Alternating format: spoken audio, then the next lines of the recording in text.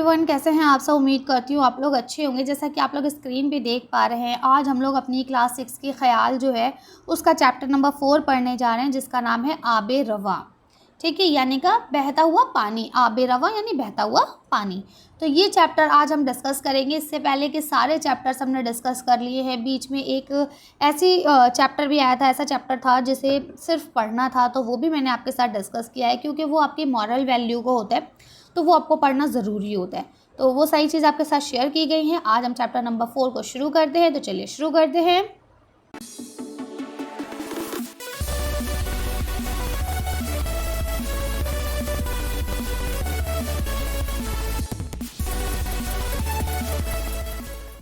आबे रवा। उछलता हुआ और उबलता हुआ, अकड़ता हुआ और मचलता हुआ। अब ये किसकी बात हो रही है? पानी के बहने की बात हो रही है। पानी ऊपर से जब गिरता है, आपको पता है पानी हमेशा ढाल की तरफ बहता है, राइट। तो पानी जो भी है, आपकी नदियाँ, वो सारी कहाँ से निकलती हैं? या तो हिमालय पर्वत से निकलती हैं या आपके पठारी क्षेत्र से निकलती हैं, है ना।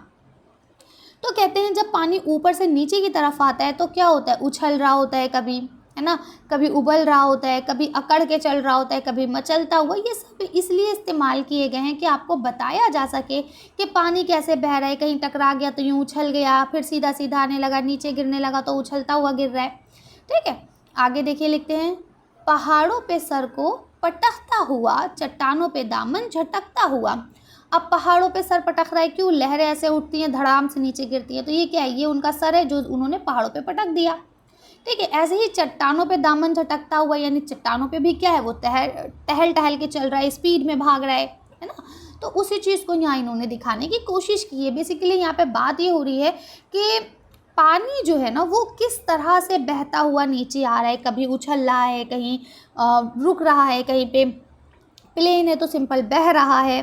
ठीक है, आगे लिखते हैं वो पहलुए साहिल दबाता हुआ, वो ये सब्ज़े पे चादर बिछाता हुआ। ठीक है, आगे क्या मतलब है? वो पहलुए साहिल, साहिल कहते हैं किनारे को, किसी भी चीज़ का किनारा साहिल कहलाता है। ठीक है, तो वैसे समुद्र का किनारा साहिल होता है, ऐसी नदी का किनारा।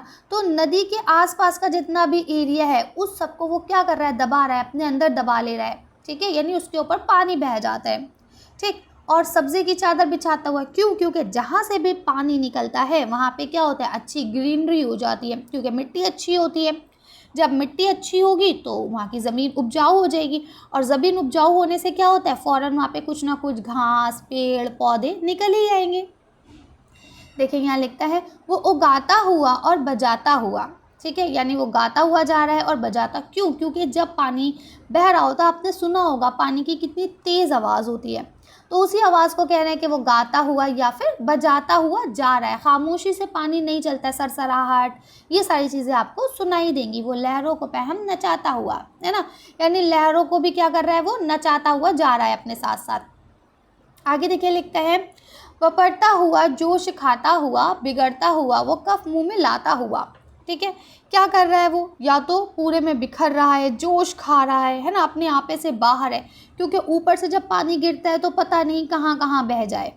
ठीक है, जोश खाता हुआ, ठीक है, बिगड़ता हुआ, कफ मुंह में लाता हुआ, यानी और जब पानी ऊपर से नीचे की तरफ गिरता है तो क्या होता है? हर तरफ झाग आ जाती है। ठीक है, तो उसी चीज़ को कह रहे हैं कि क्या है? उसके मुंह पे भी झाग है। वो ऊंचे सुरों में तवज्जो करा, वो खुद जोश में आके लाना ये झाग। ठीक है, अब क्या है? अब यहाँ ऊपर भी कफ लिखा है, कफ का मतलब झाग, और नीचे झाग वर्ड खुद ही इस्तेमाल कर लिया गया है। क्या मतलब? कि वो ऊंचे सुरों में तवज्जो करा, यानी ऊंचे सुरों में, ऐसा लग रहा है कि बहुत तेज़ आवाज़ में मौजें, तवज्जो क्या मतलब हो गया? मौजें, मौजें बहुत तेज़ आवाज़ में गा रही हैं कुछ, है ना। वो खुद जोश में आके लाना ये झाग। ठीक है, अब क्या है? वो खुद जोश में है तो क्या है? चारों तरफ झाग भी आ गई है। वो रुए ज़मीं को छुपाता हुआ, रुए ज़मीं यानी ज़मीन का जो चेहरा है उसे क्या कर रहा है? छुपा रहा है। तो जहाँ से भी पानी निकलता है फिर वहाँ पानी हो जाता है, ज़मीन का हिस्सा क्या हो जाता है? छुप जाता है। वो खाकी को सीमें बनाता हुआ, यानी खाकी को, यानी मिट्टी को भी क्या कर रहा है? सैराब कर रहा है। ठीक है, गुल और खार यकसा समझता हुआ, यानी सिर्फ पानी ऐसा नहीं है कि फूल पे जाएगा। पानी फूल पे भी जाएगा तो कांटों पे भी जाएगा, यानी वो हर जगह को बराबर समझ रहा है। जहाँ उसका रास्ता है वो निकलता चला जा रहा है। उसे मतलब नहीं है कि वहाँ अमीर हैं, वहाँ गरीब है, वहाँ फूल हैं या कांटे हैं। उसे किसी चीज़ से कोई लेना देना नहीं है। और ये बात तो आप सब जानते हैं कि कुदरत का निज़ाम है, अल्लाह पाक की तरफ से हर चीज़ को यकसानियत है ना। यानी अल्लाह पाक, ऐसा नहीं है कि हम अमीर हैं तो अल्लाह पाक हमें हवा 1 किलो अगली दे देंगे, या आप गरीब हैं तो आपको आधा किलो कम देंगे, ऐसा कुछ नहीं है ना। अगर अल्लाह पाक ने ये तो नहीं कहा अल्लाह पाक ने कि भाई गंगा नदी जो है उसका पानी सिर्फ अमीर लोग पिएंगे, गरीब नहीं छू सकते, या ये तो नहीं कहा कि सिर्फ गरीब पिएंगे, अमीर पास तो बहुत पैसा है वो अपना ख़रीद के पिए पानी, ऐसा नहीं है ना। तो अल्लाह पाक की नज़र में सारी चीज़ें क्या है, बराबर है। जो नेचुरल रिसोर्सेज हैं जो हमें फ्री ऑफ कॉस्ट मिले हुए हैं वो सबके लिए बराबर हैं, चाहे वो अमीर हो, चाहे वो गरीब हो, चाहे वो कोई भी हो, A to Z, चाहे लड़का चाहे लड़की, किसी भी हाफ पर हमें उसके साथ भेदभाव नहीं होता है, राइट। तो उसी को यहाँ पे भी बता रहे हैं कि पानी भी किसी तरह का कोई भेदभाव नहीं कर रहा है, चाहे फूल है चाहे कांटा, वो सबको बराबर जान रहा है, ठीक है। और हर एक से बराबर उलझता हुआ, यानी सबसे बराबर लड़ रहा है वो, है ना। सबके साथ वो टकरा रहा है, सबके साथ जाके अपना सर फोड़ रहा है। ऐसा नहीं है कि सिर्फ फूलों से जाके वो बहस करेगा, कांटों को छोड़ देगा, ठीक है। आगे देखिए, लिखते हैं बहाता हुआ और बहता हुआ, यानी चीज़ों को अपने साथ बहाए ले जा रहा है, खुद भी बह रहा है, चीज़ें भी बहाए ले जा रहा है। जो हल्की फुल्की चीज़ें उसके रास्ते में आ रही हैं उसको भी वो साथ में लिए जा रहा है। हवा के तमाचों को सहता हुआ, अब क्या है, हवा चल रही है, तो अगर हवा अपोजिट डायरेक्शन में चलेगी, पानी इस तरफ बह रहा है, हवा इस तरफ चल रही है, तो क्या है, पानी को हवा भी क्या करती है, थोड़ी देर परेशान करती है, उसकी फ्लो में धीरापन लाती है। आगे देखिए, लिखते हैं बुलंदी से गिरता गिराता हुआ, नशेबों में फरता फैलाता हुआ, ठीक है। अब ऊपर से क्या कर रहा है, खुद भी गिर रहा है, और जो चीज़ें उसके साथ आनी है, ईंटें पत्थर, उनको भी साथ में नीचे गिराए ले रहा है। नशेब, नशेब नीचे वाला हिस्सा हो गया, नशेबों में खुद भी तैर रहा है और जो भी उसके साथ चीज़ें उनको भी फिरा रहा है अपने साथ, ठीक है। तह खेतों में राहें कतरता हुआ, यानी कि जो आपकी खेतें हैं, खेत खलियान है, दह मतलब भी खेती होता है ना, दह खेत, ये सारी चीज़ें एक ही सिनोनिम से एक तरह से, ठीक है। राहें कतरता हुआ यानी क्या है, अगर बीच में खेत आ जाएगा तो उसमें वो अपना रास्ता खुद बना लेगा। ज़मीनों को शादाब करता हुआ, शादाब जहाँ पे हरियाली आ जाए, तो अभी मैंने आपको बताया कि जहाँ से पानी निकलेगा वहाँ की मिट्टी क्या हो जाएगी, बहुत ज़्यादा उपजाऊ हो जाएगी, ठीक है। ये सब आप ज्योग्राफी में पढ़ते हैं कि कैसे होती है, क्यों होती है ना। यहाँ पे उसे बताना बहुत लंबा हो जाएगा फिर। तो आपको पता है कि जहाँ से पानी निकलेगा, नदियाँ निकलेंगी, वहाँ की मिट्टी बहुत ज़रख़ेज़ हो जाती है, और जब ज़रख़ेज़ होगी तो वो शादाब अपने आप हो जाएगी, ठीक है। ये थालों की गोदों को भरता हुआ, वो धरती पे एहसान धरता हुआ, ठीक है। अब वो क्या कर रहा है, बाकी सारी जो ज़मीन की गोदें हैं, यानी ज़मीन पे क्या कर रहा है, हरियाली ला रहा है, और हरियाली लाकर एहसान धर रहा है ज़मीन पर ही कि भाई मैं अगर हूँ तो तुम, हरियाली है तुम्हारे ऊपर तब तुम ज़रख़ेज़ हो, अगर मैं नहीं हूँ तो तुम ज़रख़ेज़ नहीं हो। सही बात है। देखिए क्लास 6 को यानी 7th को मैं कल पढ़ा रही थी इसी बारे में कि जो भी आपके नेचुरल रिसोर्सेज हैं, मेन आपकी 3 कंपोनेंट्स हैं, ठीक है, उन्हीं 3 कंपोनेंट्स की वजह से ही यहाँ पे ज़िंदगी पॉसिबल है। आपको पता है लिथोस्फीयर है, हाइड्रोस्फीयर और एटमॉस्फेयर, ठीक है। तो वही कह रहे हैं कि और ये सब आपस में एक दूसरे पर निर्भर करते हैं। देखिए रेगिस्तान आप चले जाइए, क्या रेगिस्तान में आपको वो हरियाली, वो खेती बाड़ी मिलेगी? नहीं मिलेगी। क्यों? क्योंकि वहाँ पे नदियाँ नहीं है इतनी ज़्यादा, ठीक है, तो ज़रख़ेज़ हो ही नहीं सकता वो जगह। समझ में आ रही है? तो उसी चीज़ को कह रहे हैं कि पानी जो है वो ज़मीन पे एहसान धर रहा है कि मैं हूँ इसलिए तू हरी है, अगर मैं नहीं होता तो तू हरी नहीं होती, ठीक है। चमकता हुआ और झलकता हुआ, ठीक है, संभलता हुआ और छलकता हुआ। अब ये सब पानी के चलने के तरीक़े बता दिए गए कि किस तरह से चमकता हुआ, क्यों, जब पानी पे सूरज की रोशनी पड़ती है तो वो क्रिस्टल की तरह चमकने लगता है, राइट। और इसी तरह से संभलता हुआ, छलकता हुआ, कभी ऐसे बह रहा है ना, कहीं संभल गया, कहीं पे क्या हो गया, छलक गया, वो सारी बातें वही हैं, ठीक है। हवाओं से मौजें लड़ाता हुआ, हुबाबों की फ़ौजें बनाता हुआ।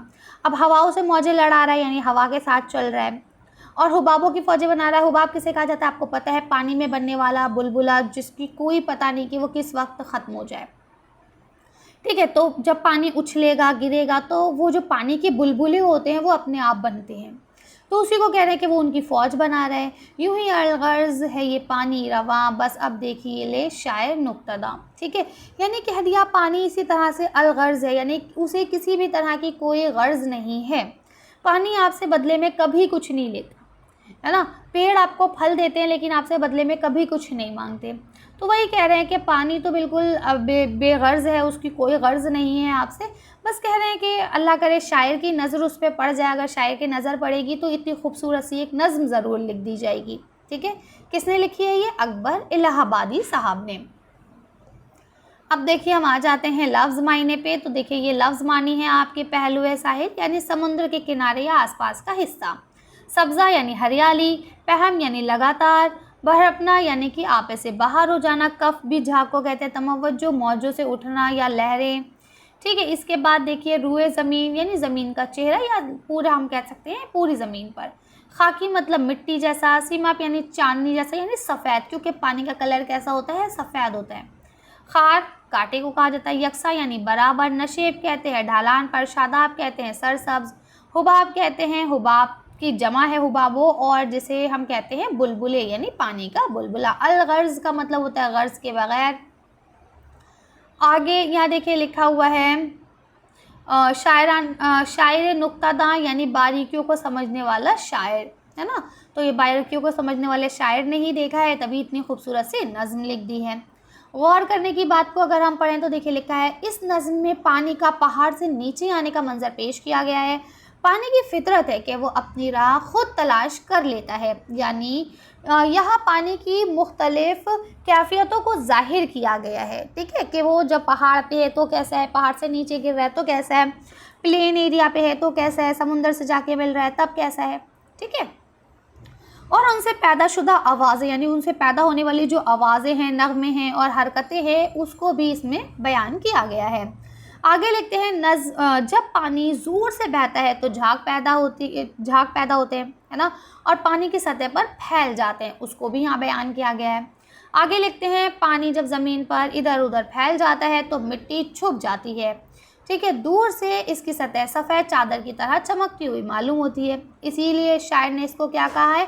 खाकी को सीमे बनाता हुआ। ठीक है, आगे देखिए लिखा है जहाँ दरिया नहीं होता है वहाँ सिंचाई के लिए नहर, तालाब या ट्यूबवेल वगैरह से काम लिया जाता है। ठीक है, अब यहाँ पे आपके पास सवाल जवाब हैं, इनको हम लोग आंसर शीट पे करके देखते हैं। तो देखिए इसमें पहला जो आपका सवाल है, इसमें लिखा है इस नज़्म में आब रवा का किन किन मकामात से गुज़र बताया गया है। तो वो कहाँ कहाँ से गुज़र रहा है, यानी बहता हुआ पानी जो है वो किन किन जगहों से गुज़र रहा है। तो पहाड़ों से, चट्टानों से, साहिल, ज़मीन, सब जगह से वो गुज़र रहा है। ठीक है, अगला सवाल देखिए यहाँ लिखा हुआ है कि पानी का हर एक से बराबर उलझने से क्या मुराद है। तो हर एक से बराबर उलझने का मतलब है कि वो राह में जो भी चीज़ें आ रही हैं सबसे टकराता हुआ जा रहा है, किसी को भी नहीं छोड़ रहा है। ठीक है, अगला सवाल देखिए लिखा है खेतों में राहें कतरने से आप क्या समझते हैं। तो खेतों में राहें कतरने का मतलब ये होता है कि जैसे खेत है, देखिए इसके दो तीन मतलब हो सकते हैं। पहली बात तो ये होती है कि अगर पानी बहता हुआ आ रहा है और उसे राह में खेत दिख गए हैं तो खेत के बीच से भी निकलता हुआ चला जाएगा, यानी खेतों में राहें बना लेना। ठीक है, कतरना मतलब बनाना, यानी खेत में भी वो अपना रास्ता ढूंढ लेता है। एक चीज़ तो ये, और दूसरी चीज़ ये भी होती है कि सिंचाई के लिए भी नदियों के पानी को खेतों में लाया जाता है। ठीक है, अगला सवाल देखिए यहाँ लिखा है इस नज़्म से आब रवां की किन किन खुसूसियात पर रोशनी डली है। तो आपको पता है कि इसमें बहुत सारी चीज़ें बताई गई हैं, जैसे वो कैसे ऊपर पहाड़ों से निकलती है, फिर किस तरह से ज़मीन पे आती है ना, और फिर कैसे वो अपना रास्ता खुद बना लेता है आब रवां। और इसके बाद फिर ये कि उस जब वो चल रहा होता है, उछलना गिरना, इसमें कैसी उसकी आवाज़ें आती हैं, किस तरह से नगमगी पैदा होती है, वो सारी बातें इसमें बताई गई है। तमव्वुज का राग का मतलब क्या होता है? तमव्वुज मतलब मौज, है ना। मौज, जब पानी में मौजें उठती हैं तो उसमें एक शोर बरपा होता है। ठीक है, तो वो जो शोर है ना उसे राग कहा गया है, यानी उसे एक म्यूज़िक का साउंड कहा गया है। ठीक है, इसे ही कहा गया है तमव्वुज का राग। ठीक है, इसके बाद देखिए यहाँ पे आपको क्या लिखा है कि ये सिनोनियम्स आपको बताने हैं। मौज, मौज का सिनोनियम क्या हो सकता है? तमव्वुज भी हो सकता है। कफ, कफ मतलब झाग होता है। यकसा मतलब एक तरह का, और बुलंदी मतलब ऊंचाई। ठीक है, इसके बाद नेक्स्ट स्टेप में आपको क्या करना है, आपको यहाँ पे जमा दिए गए हैं उनके आपको हाँ वाहिद बनाने हैं, राइट। चट्टानों, ये प्लूरल वर्ड है, इसमें सिंगुलर बनाना है चट्टान, है ना। तमाचों, तमाचो प्लूरल है, अब आपको इसका सिंगुलर बनाना है तमाचे। ठीक है, इसी तरह से नशेबों का नशेब, थालों का थाल, मौजे का मौज, फौजे का फौज। ठीक है, तो ये आपने कर लिया। चलिए अब बुक में देखते हैं। अब देखिए आपके मुतरादिफ अल्फाज है, ये भी हमने आंसर शीट पे ही कर लिए थे।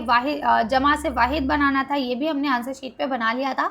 अब हम यहाँ से पढ़ेंगे, नीचे दिए गए मिसरों को पढ़िए। यहाँ क्या लिखा है? उछलता हुआ और उबलता हुआ, अकड़ता हुआ और मचलता हुआ, पहाड़ों पे सर को पटकता हुआ, चट्टानों पे दामन झटकता हुआ।